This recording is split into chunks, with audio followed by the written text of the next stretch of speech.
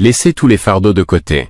Rejetons tous les fardeaux et tous les péchés qui nous gênent. Hébreux 12:1. Shalom, amis bien-aimés du Seigneur Jésus-Christ, la parole de la Bible compare également les disciples du Christ aux coureurs. Afin de gagner la course, il est nécessaire de nous débarrasser de tous les fardeaux qui peuvent nous priver de notre force et de notre endurance. Hébreux 12:1.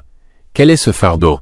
Cela peut être un fort désir d'avoir beaucoup de choses, de l'argent, du plaisir, des désirs pécheurs ou d'autres légalismes pesants. Si nous sommes disciples du Christ, plaçons-nous sur son chemin et son chemin, le beau plan de Dieu pour nos vies. J'invite Monsieur Christian Suarto d'Internet Solutions à Sol à accompagner les éloges. Ton plan est beau, Seigneur, dans ma vie.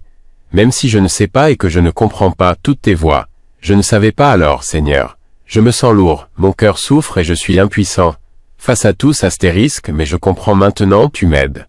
Maintenant je vois et je ressens. Votre plan est magnifique. Tôt dans la journée, j'ai lu un article sur l'armée d'Alexandre le Grand avançant vers la Perse. La situation était grave, l'armée d'Alexandre le Grand semblait vaincue. Ses soldats avaient tellement pillé lors des batailles précédentes que le butin était si lourd qu'ils perdaient leur efficacité au combat. Alexandre a ordonné que tout le butin soit entassé et brûlé. Même si les soldats se plaignaient et se sentaient désolés, c'était un ordre. Étonnant. C'était comme si on leur donnait des ailes. Ils se sentaient à nouveau légers. La victoire était obtenue. En tant que soldats du Christ, libérons-nous de tout ce qui nous pèse et nous empêche même de nous concentrer sur le Christ, le grand héros. Nous voulons combattre dans la guerre de bonne foi et mener une course spirituelle avec une grande endurance, nous débarrasser de tous les fardeaux. Amen.